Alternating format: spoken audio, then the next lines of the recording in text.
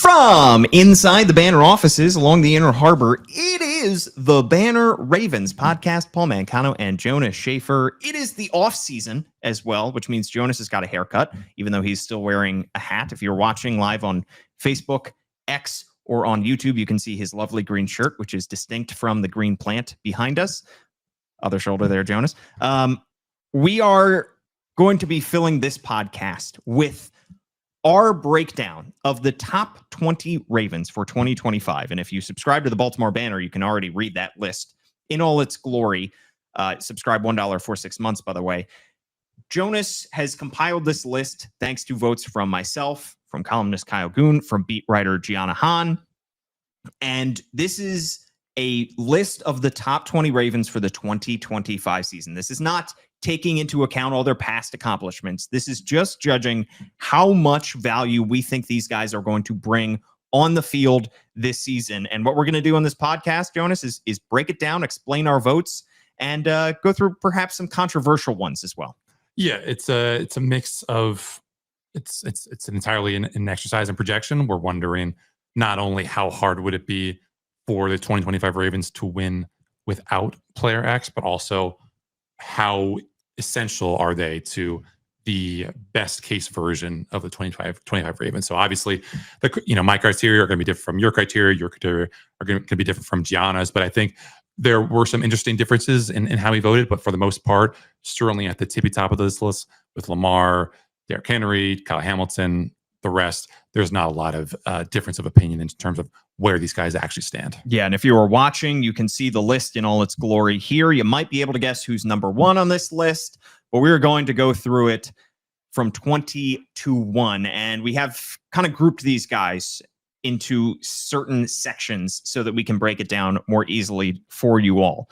Jonas, let's start first, though, with the guys that didn't make this list. Some guys who may have gotten a vote here or there. Got a couple of rookies on this list. First rounder Malachi Stark, second rounder Mike Green. I put Charlie Kohler, third tight end, on my list. I also had Tavius Robinson on my list at number 17. Neither of those guys made the list. I'm not bitter at all. And then you got, interesting, fun players like Keaton Mitchell and Justice Hill and Trenton Simpson, who did not make this list, who maybe by the end of the season are top 20 Ravens. And that just goes to show just how deep this roster is right now. Yeah, we don't have an anti-rookie prejudice because last year when I did the list myself, Nate Wiggins ended up making it at number 18. But I think it is just a testament to the depth and the quality on this team that Malachi Starks, who I had on my list, I think at number 20, and I also had Mike Green at number 18.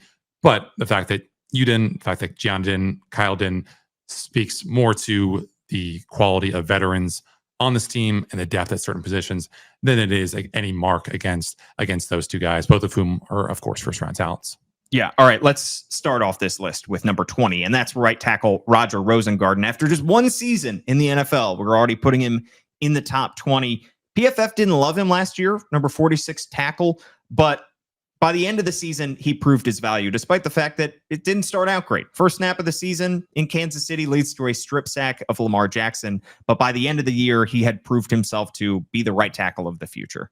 Yeah, and the big question now is just what does year 2 look like? The expectation is that you get stronger, you get smarter.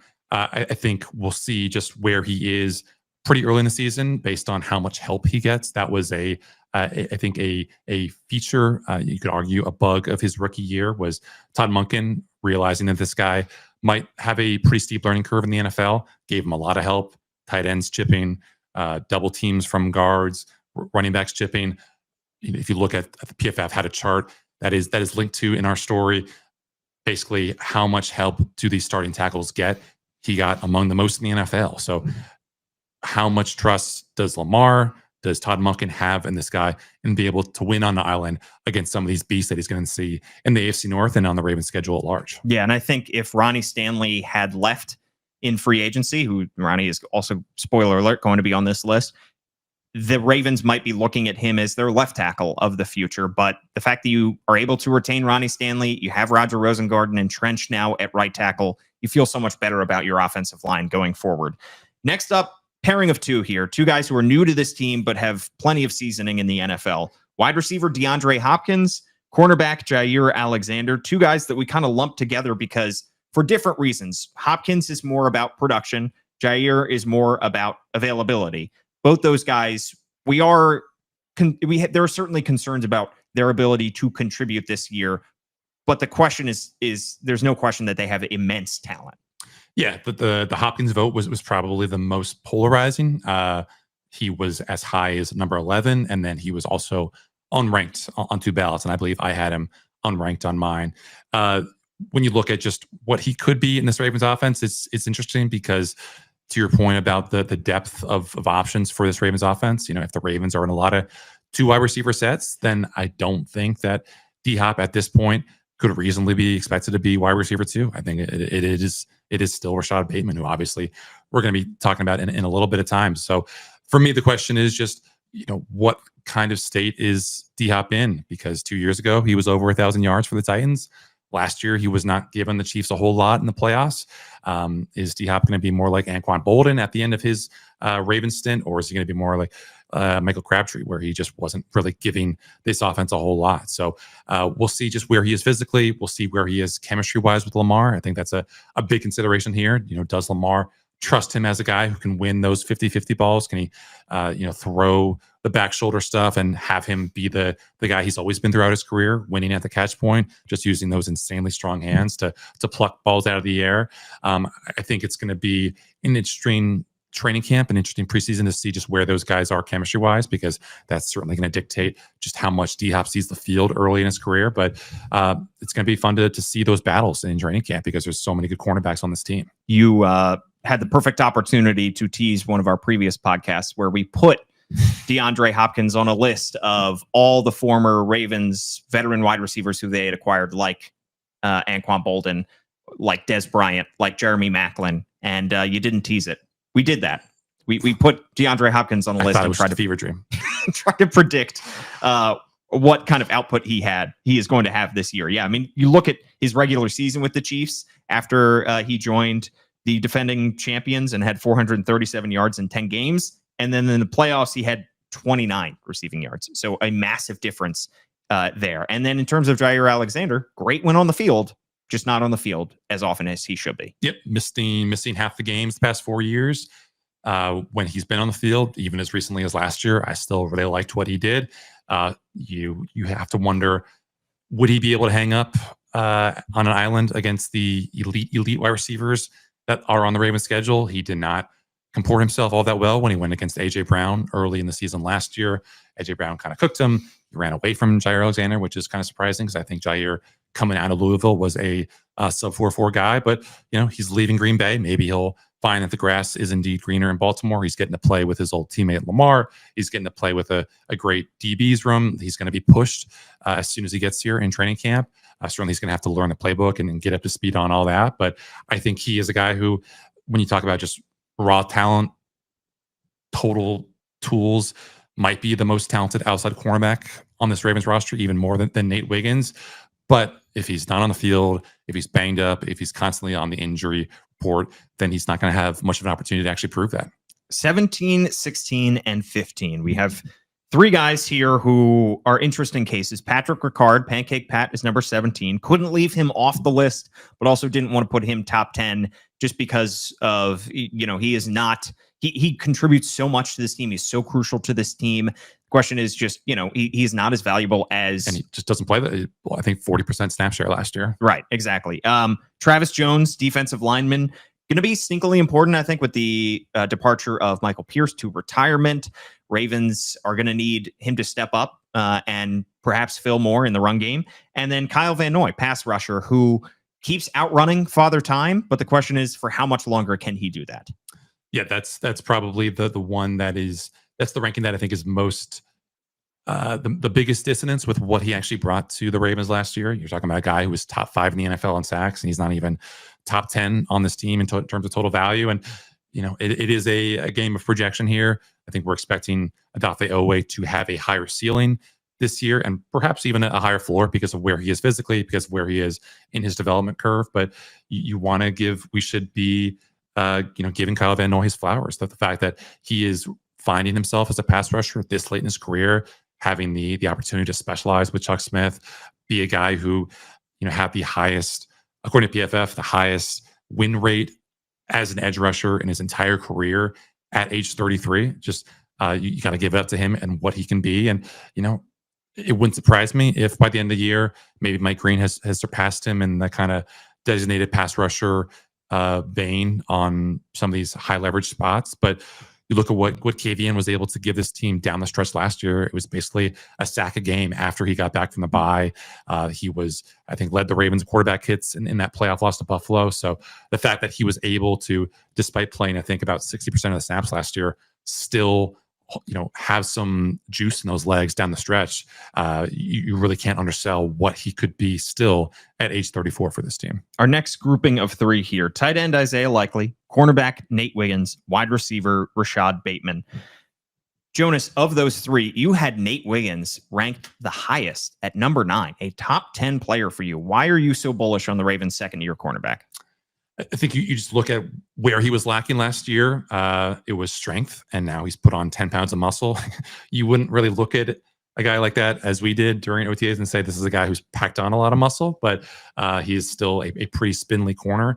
But if he can still run like the wind and he has this added strength to be able to handle guys in press coverage or be able to tackle some of these 230-pound backs out of the backfield, then that can only be good. And listen, you look at just how talented last year's Ravens cornerbacks room once they, got rid of Marcus Williams and Eddie Jackson.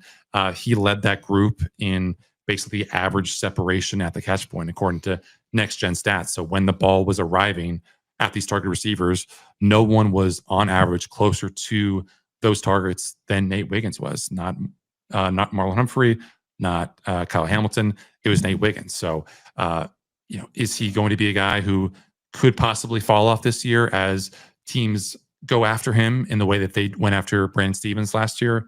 Certainly. I just think that when you look at where he is in his development, the fact that he was so young coming into Baltimore last year, it would surprise me if he didn't take at least a half step forward off what was a really, really good second half of his rookie season. PFF had him as the number 25 cornerback in the NFL last year. Very impressive for a rookie, for a very young rookie as well, who a lot of people on the outside didn't think he might be ready to play, just about every snap on the outside, and he was.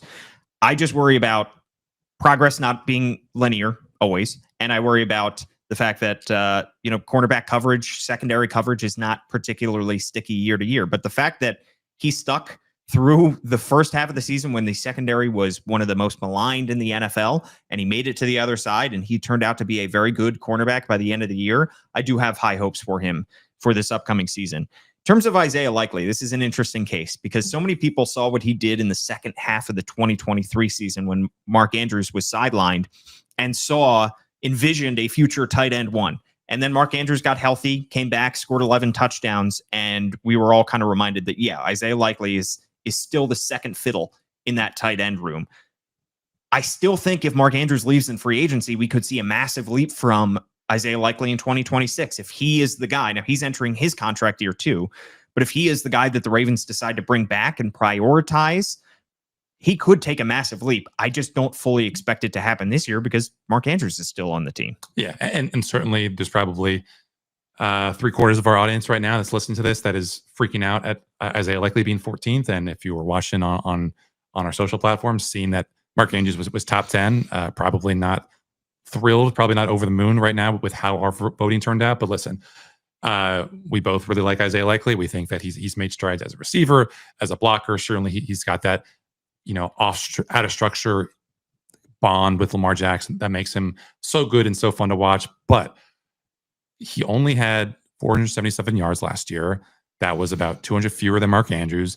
You look at what he does on a route-to-route basis, his yards per route run, which is a pretty good measure of your effectiveness at making the most of these pass opportunities.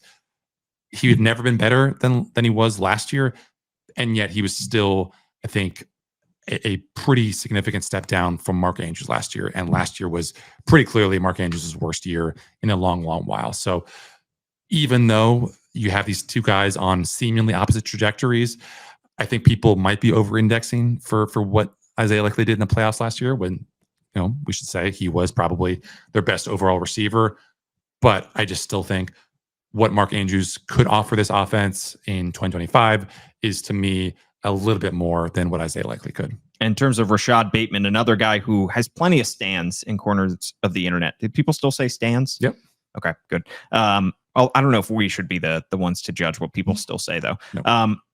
Rashad Bateman certainly has always had believers in his corner, and those believers felt vindicated last year when he came back fully healthy. He was outstanding, 750 yards. He was clutch in the playoffs as well for them. I don't think, I don't know if Rashad Bateman will ever be a 1,000-yard receiver. I don't know if he'll ever be the number one receiver on this team. He just was rewarded with an extension, but Zay Flowers is still ahead of him on the depth chart.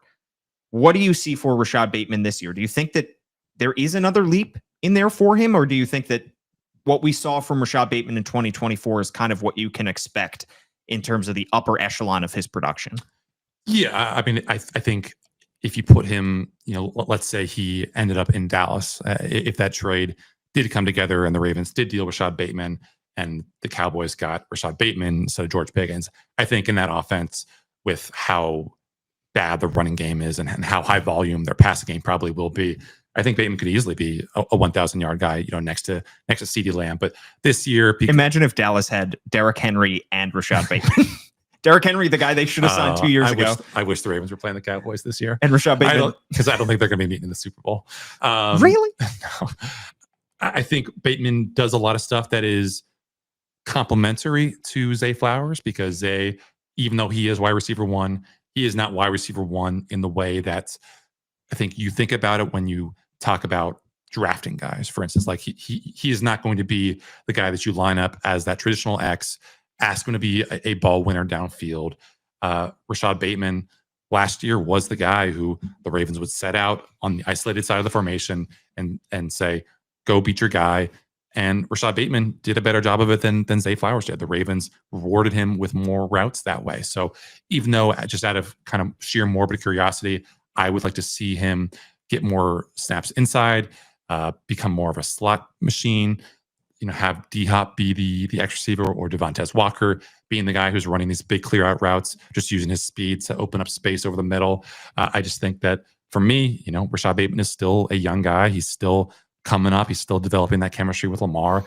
And for the fact that he was a guy who caught as many deep passes as he did last year, not something that I had on my bingo card. I thought he would be the intermediate guy on this team, but he found a very nice niche on this Ravens roster. And, knock on wood, he stays healthy and is able to continue to develop, because it's just a thrill to watch him run routes. If only Lamar had just led him a little bit more in that first half game against Buffalo.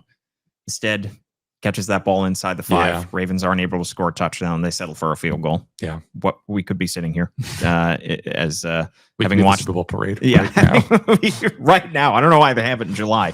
And then finally, the last guy to miss out on our top 10 is edge rusher Odafe Owe.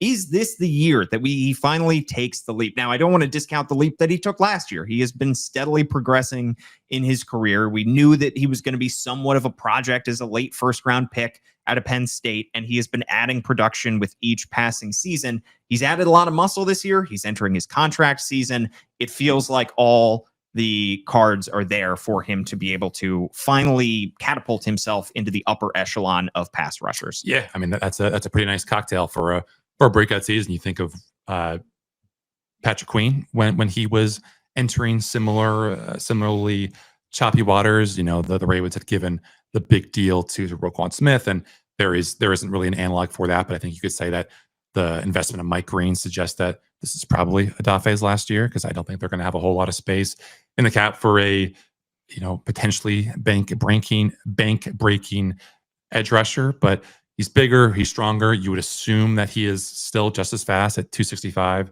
as he was at 245. He should be on the field more, because the Ravens will, I think, be more trusting in his run defense against some of these heavier teams. You look at the Bills game and the Eagles game from last year, where the Ravens kind of took him off the field because they trusted Tavius Robinson more to hold up and set the edge than they did at Afe. But this is a guy who I'm really excited to go see. He's never been as fluid an athlete as maybe some of those testing numbers suggested, but he still was able to manage double-digit sacks last year. And I think you put all of his various motivations and tools, and the fact that he's maybe going to have a more certain place in this defense with Zach Gore, knowing how to use him. It's going to be fun to see just what he could be in year 5 after being a guy who was always ticketed for possibly being a late bloomer. So there's our 20 through 11. Roger Rosengarten in reverse order. Roger Rosengarten, DeAndre Hopkins, Jair Alexander, Patrick Ricard, Travis Jones, Kyle Van Noy, Isaiah Likely, Nate Wiggins, Rashad Bateman, Odafe Owe. If you were listening on 2x speed, that probably sounded like 12 times speed. We are going to take a quick break, and then we are going to be back as we get through our top 10 Ravens for the 2025 season.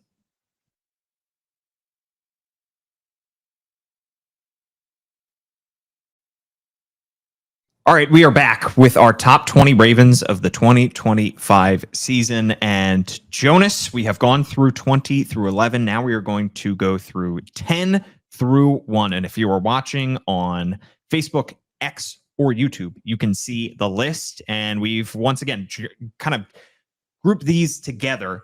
And as we go through 10 through 8, we have a grouping of 3 here.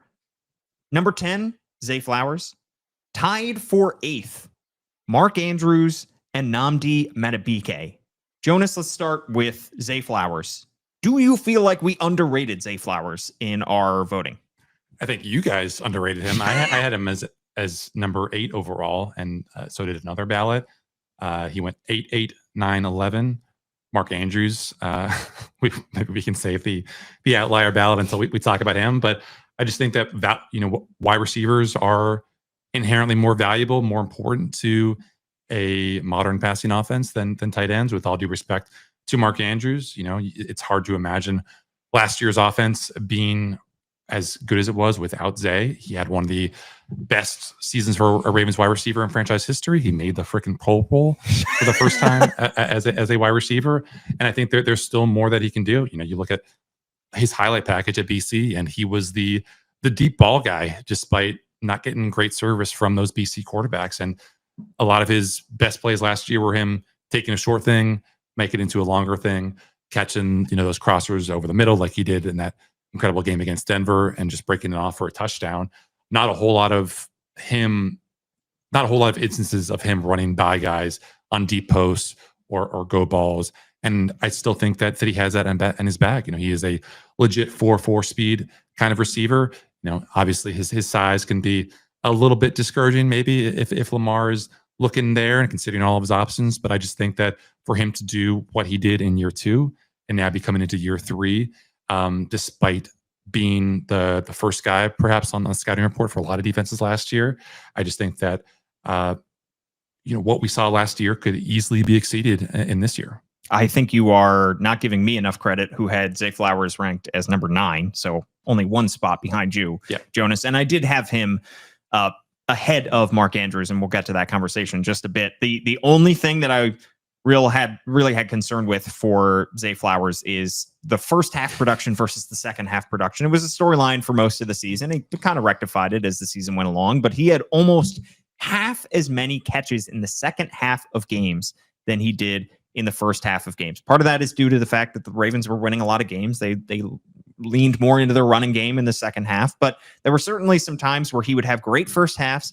and then somewhat disappear in the second half of games. So just being able to be that consistent threat throughout the entire game, it's just one of those instances too, where maybe because he is a little bit smaller, it's so easy to have Todd Monken just get in the lab and cook up ways for him to get open. And he is always going to find ways to get open underneath. But sometimes in the second half where you're running out of plays and the game script hasn't gone quite as you wanted to, it helps to have somebody to just throw the ball up to. And he's not that guy. Maybe DeAndre Hopkins is that guy this year, but he is very precise. He is very shifty, but he is not just a X throw it down the sideline and have him go up and get it. Let's talk about Mark Andrews here being tied for 8th with Nnamdi Madubuike. To me, I did have Andrews behind Zay Flowers, but I had him one spot behind Zay Flowers because I think we are underrating the kind of season that Andrews had, and perhaps letting the game in Buffalo color our view of his 2025 season, or 2024 season, I should say. He finished with 11 touchdowns this past season, only 4 players in the NFL, only 3 players in the NFL, I should say, finished with more receiving touchdowns than him last year. Not 3 tight ends, 3 players in the NFL. That is how many touchdowns he caught for them last year. Coming off an injury, too, he started the season sluggish. It feels like forever ago we were saying, when is Mark Andrews going to show up and have a dominant game? He was great all season. I still think he should be behind Zay Flowers. Yeah, I agree. He had 15 targets in the red zone, and he caught 12 of them for touchdowns. It's pretty insane. Probably a little bit unsustainable, but I think it goes to show just how much of a connection there still is with Lamar and Mark Andrews there. We mentioned it in the first half of this podcast, I think, but he looked explosive. Andrews did during OTAs. He still the guy who I think you would much rather have running down the seam because of his speed than Isaiah Likely. I think when you think of Isaiah Likely and you think of his shiftiness and everything, there's a reason, folks, that he didn't run the 40 at the combine. He is not a burner in the tight end sense. I think Mark, even as he approaches 30, probably still has a little bit more giddy up going down the field. I think he hit over 20 miles per hour on that long catch and run against the Texans. I think that was one of the fastest speeds of his career. I think maybe only beaten by that long touchdown catch and run he had against the Chargers in his rookie year, late in that late season game. So he still gets open. I think that's probably one of the most important factors in all this. He was 7th overall in ESPN's open score. I believe when I checked out fantasy points data at the end of last season, he was number 1 in their ASS score, their average separation score. Good old ASS score. He was number 1 among tight ends. So, it's probably maybe a little bit surprising that he didn't finish more than the 700 plus yards he ultimately did rack up. But I still think that goes to show you just how good this guy is at getting open. And all he has to do now is just hope this team gets in the playoffs and just hope he doesn't drop the ball, because he is a legendary Raven. And if this is his last year in Baltimore, you hope that he's able to have a farewell befitting of everything that he's given this franchise. Yeah, both these guys dropped in the Mark Andrews actually was 8th last year in your ranking when you put it together. So he stayed the same, but Zay Flowers did drop from 7 to 10, which to me is not, he did nothing to deserve a drop. Nope. If anything, he showed that he deserved to go up the list. I do think the Ravens roster is perhaps deeper this year than last year, but certainly he did not deserve to drop in this ranking at all. And then tied for 8th, somebody who did drop slightly in the ranking is Justin Madubuike. He was 5th. Nnamdi Madubuike, I should say. At this point last year, he was Justin. He was going by Justin. Nnamdi Madubuike was 5th last year. He was in the top 5. He has gone down to tied for 8th after he doesn't put up the same level of production. He kind of took the league by storm 2 years ago when he dominated and got rewarded with a $100 million contract. Didn't put up the same kind of numbers, but is still just as important on this Ravens defensive line. Yeah, he is the guy who I think if Travis Jones has the year that certainly Chuck Smith is expecting of Travis Jones, calling him potentially one of the best interior rushers in the NFL. Chuck Smith expects every single member of this Ravens pass rush group to be a Hall of Famer. Yeah, he's the guy. They all get busts in Canton. He's the guy that you at least want to do a fantasy draft with, because just over the top praise about their 5th round pick. I think if Travis Jones pops off this year, I think you could say probably a lot of it will have to be that the attention that Nnamdi still gets. He had one of the most just sheer amount of double teams last year, according to I think Next Gen Stats or ESPN when they flashed a graphic earlier in this offseason. And it's not particularly sexy, but he is just a really, really good run defender. On some of these gap schemes and power runs, he can be displaced because he is not as big as Broderick Washington or Travis Jones or Michael Pierce was. But so many teams in the NFL run zone schemes, and that there was no better defense in the NFL last year against zone runs than the Ravens. 3.1 yards per carry, which is insane. And I think Nnamdi is a big part of that because he is just so slippery. He's so strong. He has this incredible motor. And you put it all together and you have a guy who just is very, very hard to take out the field. I mean, he hasn't missed a game, I think, since 2021. He played his career high number of snaps last year. So even though the sack production wasn't there, I still think he was getting pretty regular pressures. And even if he never becomes a guy who you can count on for double-digit sacks, which is asking a lot of any interior rusher in the NFL, I still think that he's the guy whose contract is going to age pretty well because of that durability, because of that run defense, and because he does have pretty impressive physical traits that let him win on these obvious passing downs. 7, 6, and 5. 7, Ronnie Stanley. 6, Marlon Humphrey, and 5, Tyler Linderbaum. This is kind of where we're splitting hairs a little bit. For Ronnie Stanley, though, that is an interestingly high ranking.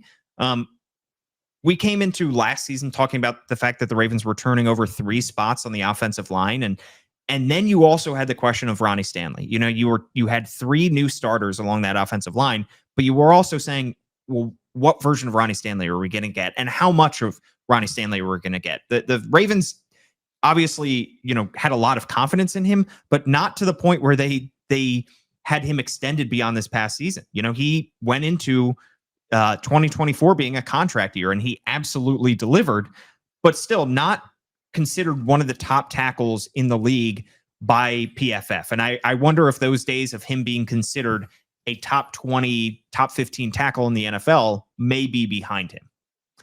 I think he still can be a top 20 tackle. I think the bar for entry for top 10 is pretty hard, just considering how many good tackles there are. I mean, Philly has 2 of them themselves. And if you're talking about just total left tackles and right tackles, because of how many good right tackles there are, certainly that bar gets higher to clear. But, listen, he's a guy who I think wants to put in the work in the offseason, has always put in the work in the offseason. But when he was banged up and dealing with just his terrible injury luck, could not be a guy who put in the work necessary to get better.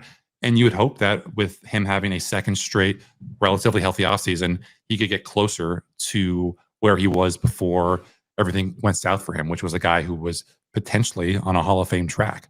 Do I think that the severity of the injuries that he's dealt with over his career are probably too limiting to expect him to ever be an All-Pro? Probably. But I still think he's very important for what this offense means. I think he's a great locker room guy. He's obviously involved with the NFLPA.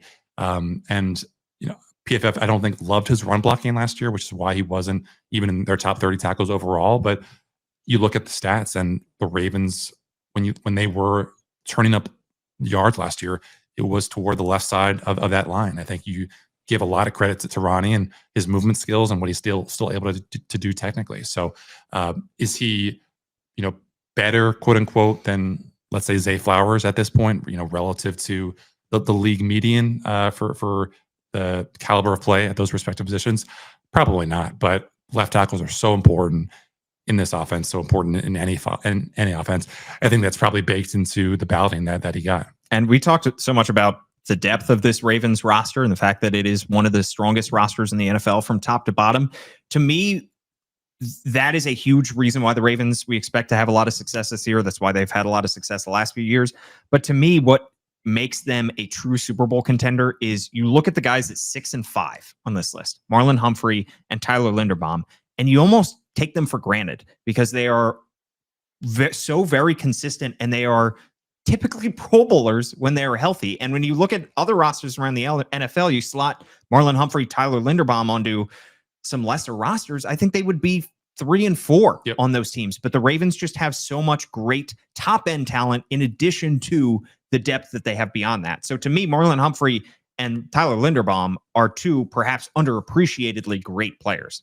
Yeah, I mean, Marlon had 6 picks last year. He was one of the top slot cornerbacks in the NFL last year, and he's not even making our top 5. I think that goes to show just the degree of talent that is ahead of him. It's gonna be interesting to see. I don't think we're expecting another 6-pick season for him just because of the volatility of the position. But he, just like Kyle Hamilton, is able to do so many things so well that it really makes Zach Orr's life easier. It makes everyone else's life in that secondary so much easier. He tackles well. He blitzes well. He hangs up in coverage well. Obviously, the fact that he can play safety, maybe not more than a couple snaps a game, I think gives Zach Orr another curveball. He played 18 snaps at safety last year, which was by far the most of his career. So maybe you ask him to play safety a couple times so that you can get Kyle Hamilton into the slot and be a little bit more exotic and creative with his usage there. But it's really tough to find anything to say bad about Marlon coming off the season that he did when he was just so reliable. Obviously, the injuries over his career have been not as big of an issue as they are for Ryan Stanley, but they have been a bit of a bugaboo. And if he can be anywhere close to the level that he was last year, when again he made All Pro, then the Ravens have to feel extremely good about their secondary. And Tyler Linderbaum, a guy who did not have his 5th-year option exercised, but that is not a reflection of his importance on this team. That is a reflection of an extremely high 5th-year option that is influenced by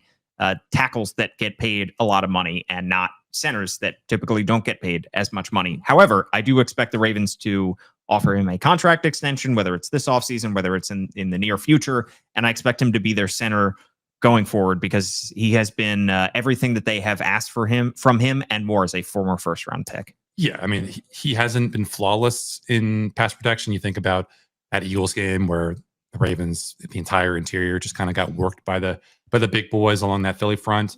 You think of some of his games against like a Dexter Lawrence, where maybe he's been overwhelmed a little bit because he again is still on the smaller side for a starting center in the NFL, but he hasn't allowed a sack since his rookie year per PFF. That's pretty dang good. And considering that isn't even the strongest part of his game, absolutely every team in the NFL, I think, except the Chiefs, would probably want Tyler Linderbaum as our starting center. And for me, I think what I'm curious to see is he is able to be an effective run blocker despite the Ravens not really using him how I would use him. If I were playing with him on a, in what a video would Coach game. Shaffer do? Yeah, I think he had the highest zone blocking grade ever for an NFL draft prospect coming out of Iowa, according to PFF. And the Ravens, they mix things up, but because he is, kind of weighted down by Daniel Failele being not the swiftest mover out there, they have to get a little bit creative in terms of how they get him on the move, how they get him in space. But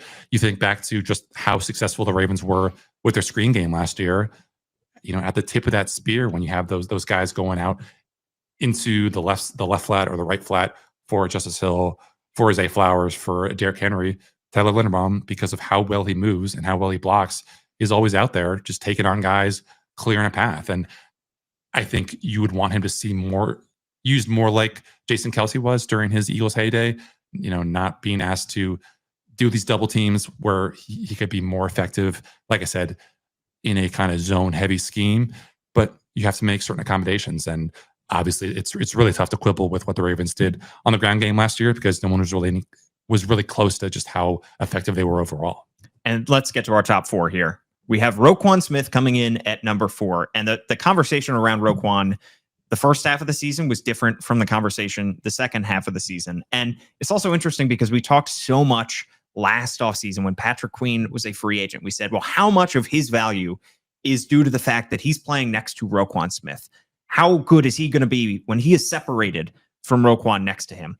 Well, you could also make the case that Roquan Smith his value may have been harmed by the fact that he did not have Patrick Queen next to him. The fact that he did not have a speedy athletic linebacker next to him who is cerebral as well, who knows where to go. And that's where the reason Patrick Queen got rewarded in free agency is because he still is a very good player.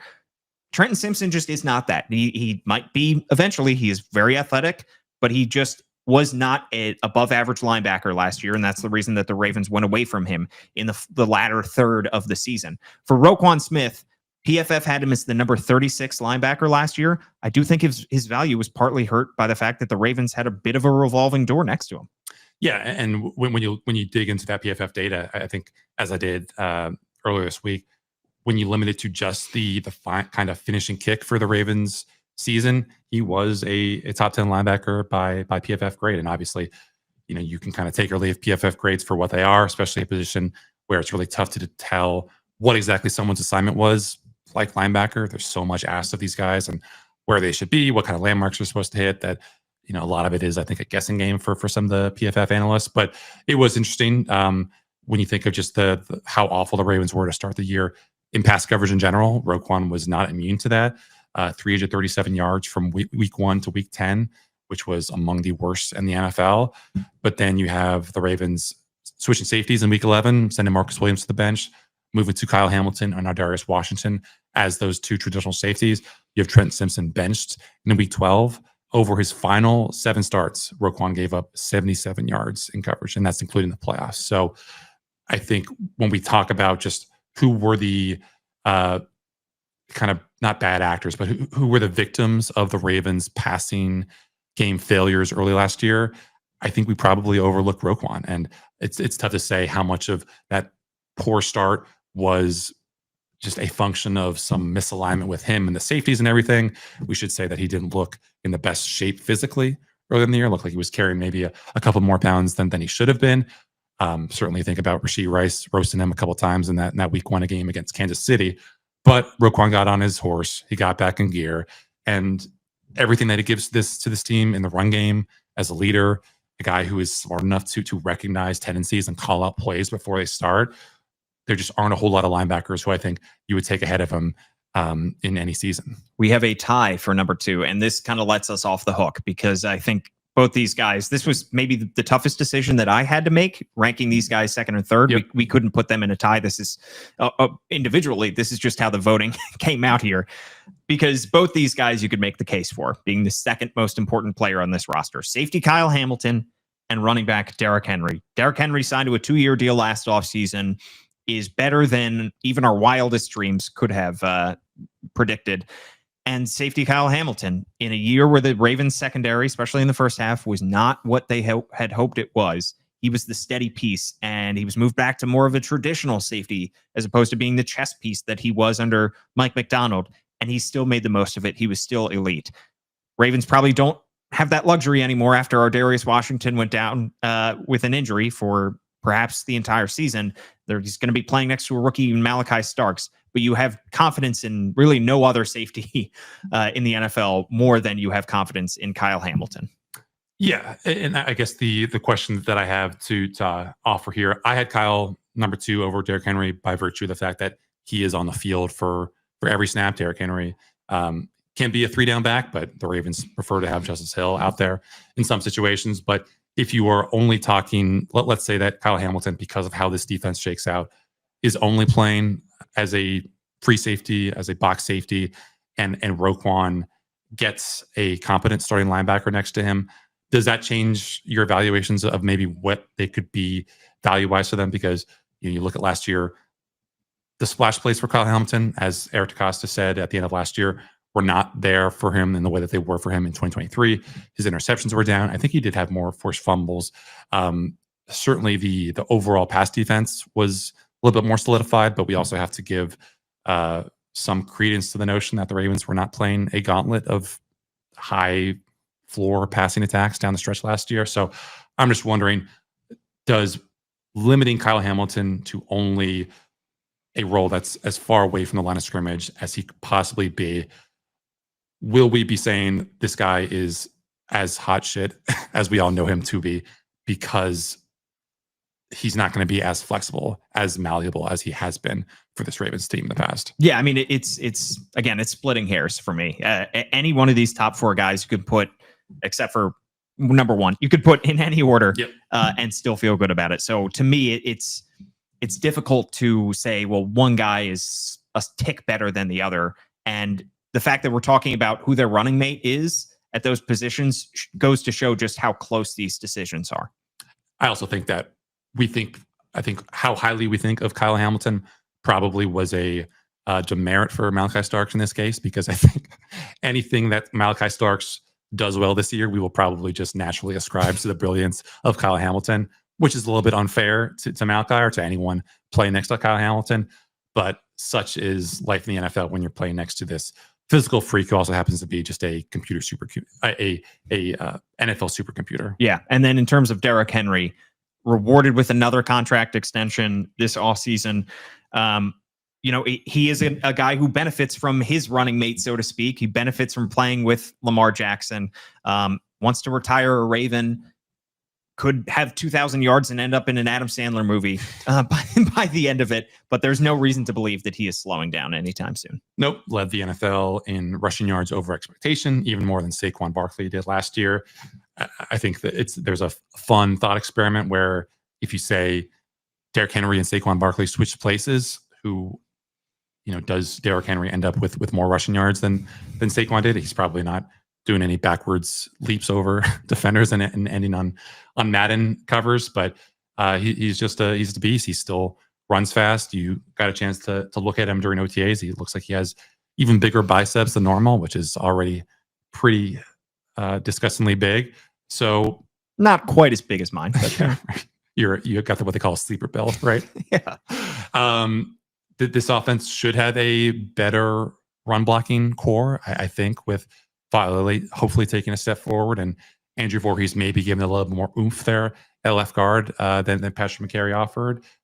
Roger Rosengarten perhaps taking a step forward, another year of knowing what to expect with not only from Todd Monken, but from Lamar Jackson, from Patrick Card being his lead escort. So he has everything that he needs to have this ideal environment for success. But he's just, it's not much you can say about him that it isn't evident from just watching the highlight tape. He's just a beast who can run people over, can run by them. I mean, I think it's surprising that he finished with as many rushing yards as he did last year, because you look at some of his 15 to 25 yard runs, and he is dragged down a surprisingly amount of times by guys he just wasn't able to stiff arm to the ground. Like Minka Fitzpatrick got him a couple times and limited him from breaking off an even longer run than he did. So if he is somehow even faster or more confident or stronger and is able to turn some of those wow runs to wow exclamation point runs,